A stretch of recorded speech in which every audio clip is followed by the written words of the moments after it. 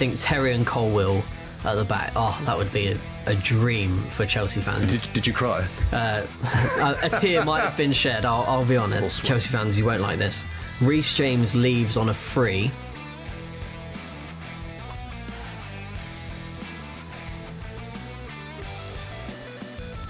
Hello and welcome back to episode 3 of the Sun's Chelsea Exposed show. We weren't planning on doing an episode this week, but we've got an impromptu episode in with myself, Chelsea reporter Lloyd Canfield, and Chelsea correspondent Dan King next to me. Dan, your first time being a real main guest on the show. You did make an impromptu appearance as well, but how does it feel to be here? Yeah, no, it's good. It's nice to be in a studio, not sort of rushing in the door as if I'm particularly busy. So no, it's good to be in the seat, see how the magic works. Nice weekend as well. Yeah, a quick trip to Oslo for Norway versus Israel, the most politically charged game in a while. Saw the goal bot score a hat trick despite missing not one but two penalty saves. So yeah, it was a bit of a difference. Yeah, it would be lovely to have him at Chelsea. I spent my weekend watching some Chelsea Legends at Stamford Bridge as they were beaten by Liverpool's Legends, but it was still nice to see Diego Costa and Eden Hazard back at Stamford Bridge. We'll touch a bit more on that later. What we're going to do to start is we're going to write down on these cards, we're going to grade Chelsea's season so far, and we're going to review how Enzo Maresca and Chelsea have got on so far this season. So if you want to write yours down, I'll write mine down as well. Quite interested to see if we'll have different opinions. Yeah, I think it's. Yeah, I think it's got to be fair. Lots of things to bear in mind, but I think that's probably a fair. You ready for the big reveal? Big reveal. What's the question? The question. I think I'm going for a C. Yeah, but I'm undecided. One of the things I found with this is that had Esteval not scored that stoppage time winner against Liverpool, I think the score would have been a little bit different. And that just shows you the very fine margins of where you end up in the league, and also about fan sentiment. So I imagine if that game, especially because Chelsea really deserved to win it, if they hadn't come away winning it after that, after their most complete performance of the season, I think that would have sent the whole Chelsea camp into the international break on a real kind of downer. I think especially in the way they. Like, if Esteval doesn't score that winner, it's especially the way in which they let that game slip. But the reason I've gone for C is I feel like it would be unfair to fail, or at GCSE when I was at school, a D was considered a fail. Yeah. It's all numbers now, isn't it? Yeah, it's all different now. Nonsense. But that makes me sound really old. I'm actually not. Yeah, you're really old. Yeah, it would feel unfair to fail them, but also there is significant room for improvement. So if we kind of go on to that, where do you think Chelsea could have done better this season? I feel like of the league games they've played, they've only had 2 good, or even better than good, whole 90-minute performances. We've seen flashes in all games of what they can do and how good they can be, but it's only really against West Ham and Liverpool that we've seen complete performances. West Ham, especially that West Ham, the way they were then, doesn't really count. Yeah, because that can't count. I mean, if they're defending set pieces like that, I mean, it made Chelsea look like Arsenal from set pieces. But against Liverpool, I think that was a really, as we were saying, that was a really important result, because that's the league champions, and whatever you think about how Liverpool are playing at the moment, to really control the game for quite a lot of it, and even when Liverpool were up in the second, were putting the pressure on the second half, they weren't giving up a lot of chances, and I felt that was a really important victory. And I think, look, it's clear that whatever Maresca says, they've got to improve the discipline, because you can't. For instance, Arteta at Arsenal has said many times, you're shooting yourself in the foot. You're not going to win league titles or big prizes if you're playing with 10 men all the time. So they've got to improve that. I still think there are question marks in the defence and with the goalkeeper, even allowing for the injury. So I think I got to see. I'm being slightly more generous, because I think if you're bearing in mind the number of injuries, the people who have been injured, Colwill and Palmer, I think anything less than the C, as you say, would be harsh. Yeah, I think considering the injuries they've got, like it would be very unfair to fail them. I think those injuries to Colwill and Palmer, like if the teams around them, say like a City or an Arsenal or Liverpool, if they have injuries to players that crucial, like they're Chelsea's, well, probably two of Chelsea's three best or most important players. If Man City lose the equivalent, or Arsenal or Liverpool, I think they'd be struggling in a similar vein probably. But they've got to see. Hasn't all been bad, so I believe you've got some stats for us on some shining lights at Chelsea. So now I'm showing my age. I've got to put my reading glasses on for this. Right, are we ready, everybody? So, in terms of, they're 7th place in the league, and that looks on the expected goals scored. That's about where they should be, because they're 6th in the Premier League for that with 11.2, and they've actually outperformed that in the number of goals they scored, 13, which suggests they're doing fine up front. Not brilliant, but 13 goals for and 9 against, exactly the same what Liverpool got in second place. Yeah, not bad.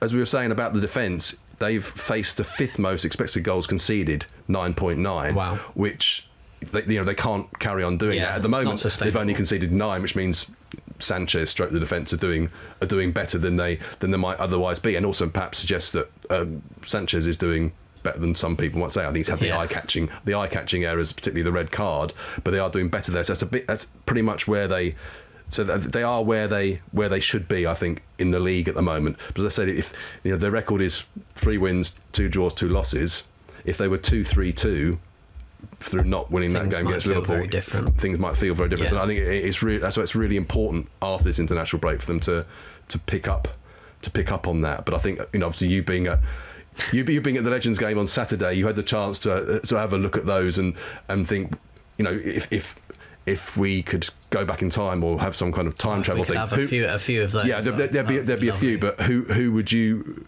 And I think Eden Hazard still had it. That's probably the biggest takeaway, wasn't it, from the game? It was honestly just beautiful to see him back. He is my favourite player ever, full stop. Not just Chelsea player, just anyone.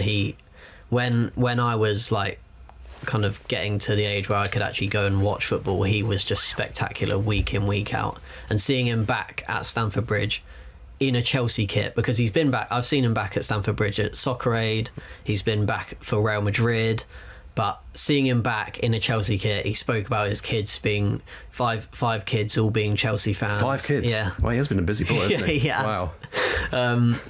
And whilst he's definitely lost a yard or 5 or maybe 10 of pace, he still has that. It's almost like he just plays like with instinct, and those like little bits of movement, those quick passes. He should have scored actually to probably give Chelsea the win in the game, but it was saved by Westerveld, yeah. Sander Westerveld, beyond my generation, I think. But yeah, he was denied by the substitute Liverpool goalkeeper. Maybe should have scored, but still just has that instinct and those quick little bits of movement. Like, it was so nice to just see him back playing and everyone supporting him, getting behind him. He got massive cheer when his name was read out. No, it was also fun to see Diego Costa doing Diego Costa things. He's still Diego Costa. I think you would probably, you'd love him in his prime up front. And, would be nice. With Hazard feeding. But for me, I think because of what we said about the defence and conceding chances and conceding goals, I think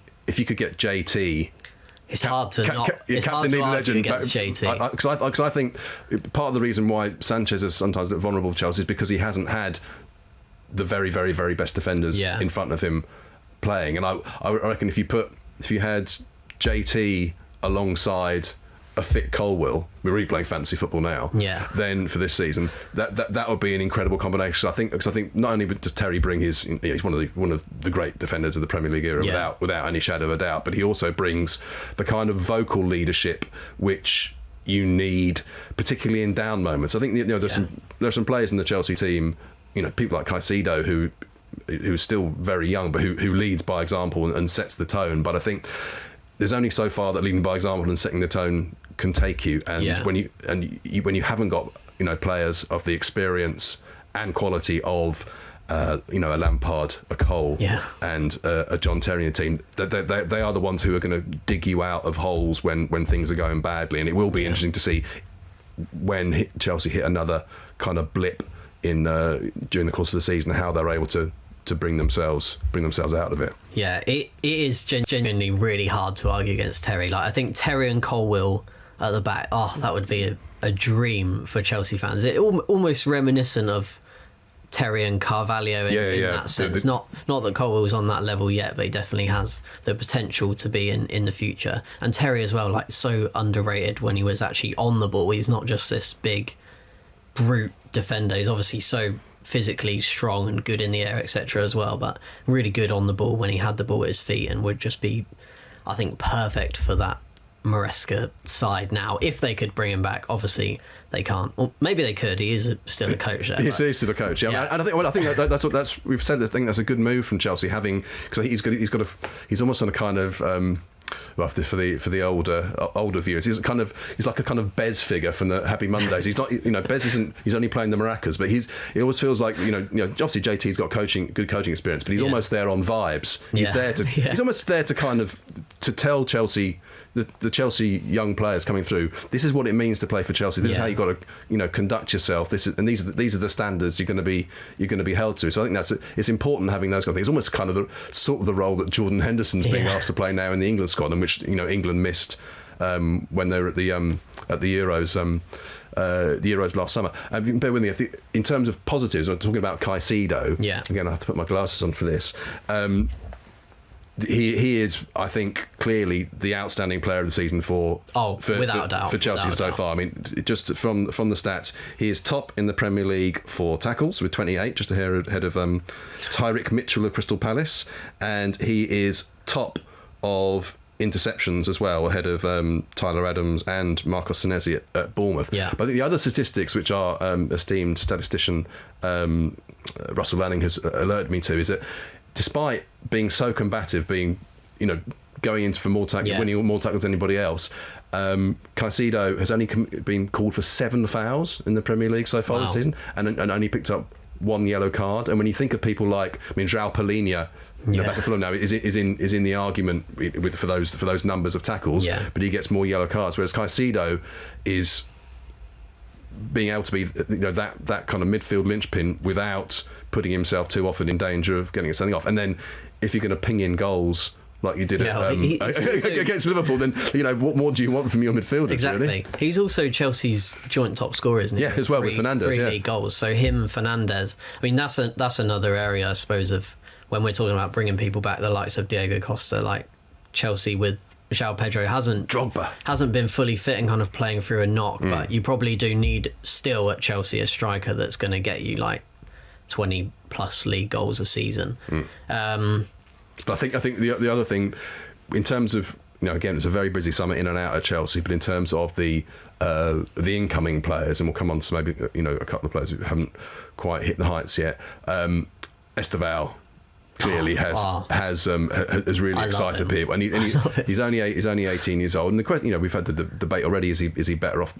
Is he better being used off the bench now at the moment? But in terms of his statistics, and I think one of the things that Chelsea, they had in Madueke, someone who would take players on. In selling Madueke, he didn't want to lose that. But for instance, Estevao has attempted more dribbles per 90 minutes than any other player in the Premier League per 90 minutes. That is. Per 90 minutes, so he's ahead of people like Doku, who's been getting rave reviews for City, and Kudus and so on. And in terms of dribbles completed per 90 minutes, he is third, behind only Kudus and Doku, which for an 18-year-old kid, only 7 games into his first season in the Premier League, and he is still a kid. He's still pretty slight, and it'll be easy for him to get kicked off the ball and to start feeling a little bit nervous about not wanting to be brave and try and take people on. But he's been outstanding. Like, he'll be I think if he keeps this up and perhaps maybe starts more games and adds more goals and assists to the pure dribbling figures, then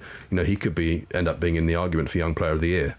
Yeah, it's early doors, but we'll see. Yeah, I think he'll definitely, by the end of the season, he'll be up there. And like you said, him, Caicedo, probably Cucurella as well, you'd add in there. Like, those 3 this season have definitely been Chelsea's star performers so far, and you'd imagine when they have Cole will eventually come back and Palmer as well rejoin the frame, they'll hopefully kick on. Well, hopefully from my perspective, kick on in the next few weeks. The next few fixtures coming up, they should be winnable games. I think they've got Forest, Sunderland and Wolves in the league coming up, so hopefully they'll kick on. One thing I wanted to bring up on this show is, so I spent my weekend, I was at the Legends game on Saturday. Sunday, I've been playing the new game, FC 26 or FIFA as it was called before. And I've been doing a Chelsea career mode. It's interesting how it went. I kind of I simulated all the games. Some of the signings I had a look at and wasn't so sure about. But I basically simulated the next 4 seasons to see how the game would predict Chelsea to get on. And interestingly, what happened, I was telling one of my friends, Manny, from home, I was telling him about how it all went down, and he was like, the way you're telling it, I actually believe it's happening in real life. So I was very, very much passionate about this career mode journey that I went on. Basically, the first season, so this season, Chelsea, let me get it up actually, what happened exactly. God, this is taking me back. I can remember when, I don't know why I did it, but when the second ever version of Championship Manager, I can remember being up in the middle of the night and really irritating Mum and Dad with a scream of joy as I think Juanes Sneijder scored the second goal late in a Champions League final. I'm not sure why I chose Newcastle, but I'd take Newcastle. Yeah, George Cadet and then Juanes Sneijder, and Newcastle won the Champions League. Magic moments. Oh, it's brilliant. And I'm sure my parents will tell you very much similar stories of me shouting and very late at night and waking them up, etc., with 2 dogs barking downstairs. But anyway, so first season, I was set the goal. Well, Enzo Maresca was set the goal to qualify for the Champions League. Probably fairly similar to real life. Yeah. Man City tried to buy Reece James. So that was not allowed. To add to their list of injured defenders. Yeah, and Arsenal tried to buy Enzo Fernandez, which also was no sale. They did manage to sell the bomb squad. So Raheem Sterling went to Brighton, and Disasi went to Bayer Leverkusen. Don't know about the realism on Sterling going to Brighton, vice versa. Freed up 400 grand of wages a week. So, maybe it was some sort of swap deal. So who knows? In January, Chelsea were 9th. So I think it's hard with Chelsea at the minute because you could argue in January they'll be 9th, but they would hope obviously to be significantly higher than that. They were 12 points off the top 4 at that point. Okay. Anyway, January, they signed Mike Maignan. Okay. Fairly realistic, I'd argue. Yeah. And they also signed Morgan Rogers. Two players we have spoken about frequently in the files as people who are we can definitely say they are of huge interest to Chelsea. Of interest to Chelsea, definitely. So basically, end of the season, those 2 players came in. End of the season, they got to Champions League quarterfinals, were beaten by Man City, and they finished 7th, where they are now in the Premier League. So yeah, not an ideal. That feels like a Maresca possibly out scenario if that would have happened, because they've said that they've not said publicly, but they've let it be known that Maresca was only ever going to be judged after a second full season, and that would represent going backwards. Yeah, and interestingly, basically in career mode, they send you a letter at the end of the season to let you know how they got on, and they were not overly pleased with Maresca's performance. Did they storm into the dressing room? It doesn't tell you that, but you'd imagine so. So they were actually considering sacking Maresca at the end of the season. Didn't sack. Obviously, weren't thinking about sacking him 10 minutes like poor old after the end of the season, like poor old Carlo Ancelotti. No. Goodison. He already was given his cards. Yeah. Madness. So anyway, going to the second season, Wesley Fofana was sold to Manchester United. Interesting. And Tyreek George was sold to Italy. Mike Penders, interestingly, we spoke a lot about Chelsea's goalkeepers. Mike Penders was loaned to Manchester United for 2 years. Yeah. So we don't know at the minute what the situation will be with Penders. Obviously, Petrovic came back from Strasbourg and was dismissed. And is doing well at Bournemouth as well, yeah.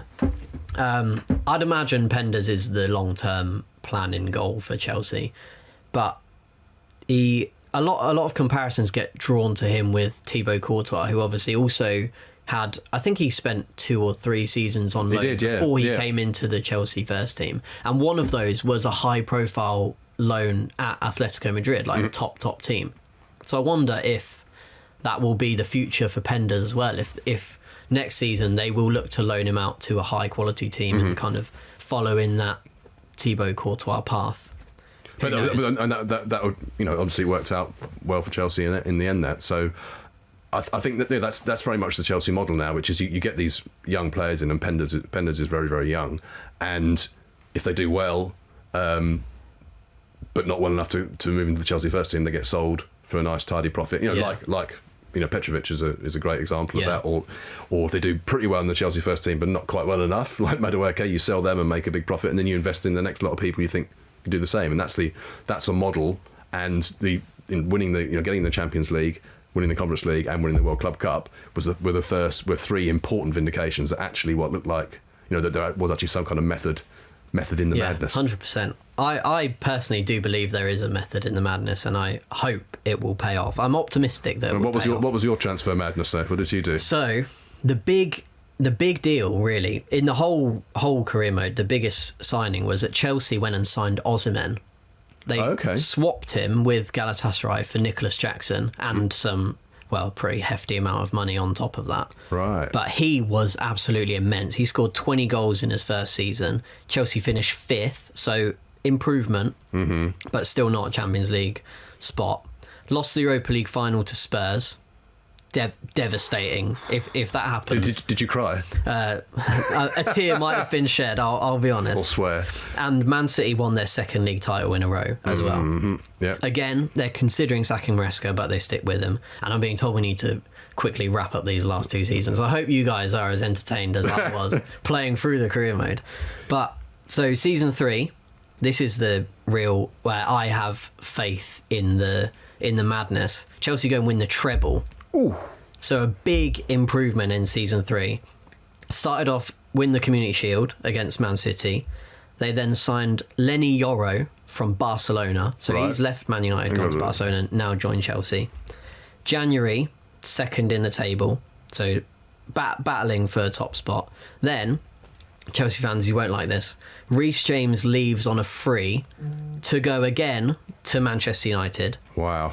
And to replace him, Chelsea then bought back Tino Livramento from Newcastle. Once Chelsea young academy player of the season. Art echoing life because they would like to. Yeah, of course. They also then signed Saliba for £120 million.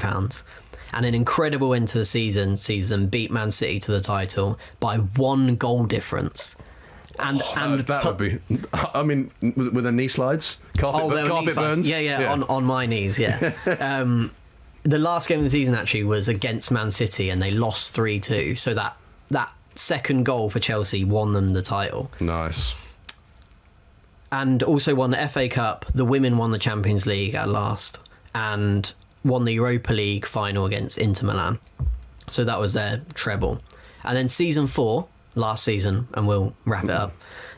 They sold Esteval again. Treacherous, but it pays off. Sold Esteval so that they could sign Jamal Musiala back. Chelsea boy in the academy. They bring him back, and then win the Community Shield, beat Arsenal in the Super Cup. Bit of London revenge on that Spurs Europa League loss. Palmer wins the Ballon d'Or. Ooh, interesting. I think he will win it one day. And Osimhen wins the Golden Boot. Back-to-back Premier League titles. Gittins scores 21 league goals, and they win the Champions League final over Juventus. And to end the career mode, Enzo Maresca is being eyed up by Barcelona to manage them. Wow. For him to last that long, I think would be interesting. That's probably my biggest bone of contention with that. But I think sort of coming back to what we're talking about, back to reality, if we may. No, don't do it, Dan. Chelsea, our gradings reflect the fact that after everything they did at the end of last season over the summer, we were expecting them to be proper contenders at the top of the Premier League and in the Champions League. So far, they've got a long way to go to be that, let alone to be winning trebles and Champions Leagues. But if players like Esteval can carry on delivering, and if someone like Palmer can come back to fitness and have the form which might put him in the reckoning for a Ballon d'Or, then I think there's still plenty to play for this season, and in the 4 seasons to come. Exactly. But that is all we've got time for. Dan, thank you very much for joining me on this episode of Chelsea Exposed. Make sure you guys like and subscribe to the channel. If not, Chelsea might just get beaten by Nottingham Forest and Ange Postecoglou when they return after the international break. Thank you very much for watching. Goodbye.